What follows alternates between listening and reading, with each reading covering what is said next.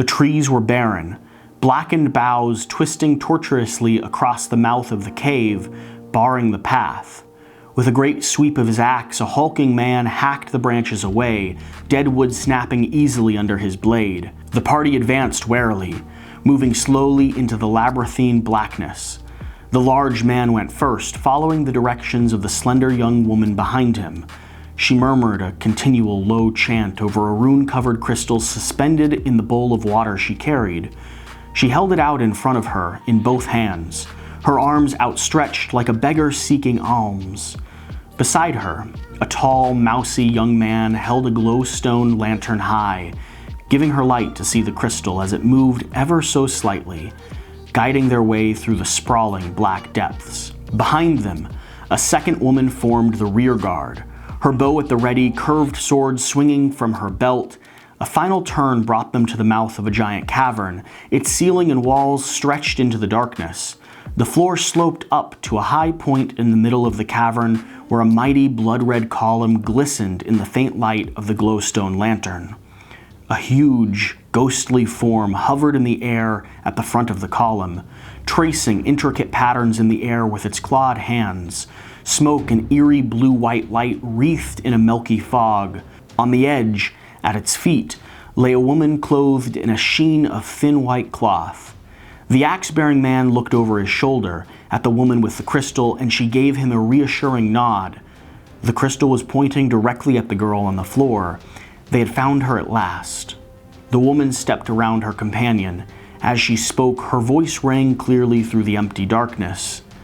"Shadow Lord," she called, "you have wrongfully taken one who is ours. Return the woman to us, and we will leave you in peace." A low, hollow rumble shook the cavern walls as the Shadow Lord laughed. Abruptly, the dark corners of the cavern were no longer empty, claws skittering and boots clomped as creatures began to move about in the shadows. With a sigh, the lady carefully placed a bowl of water on the ground. "You bring this on yourself."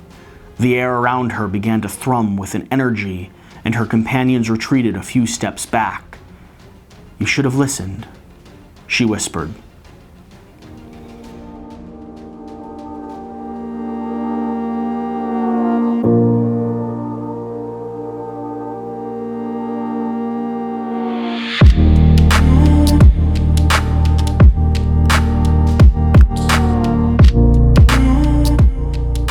Welcome to Middara, a vibrant alternate world fantasy setting with a modern-day flair.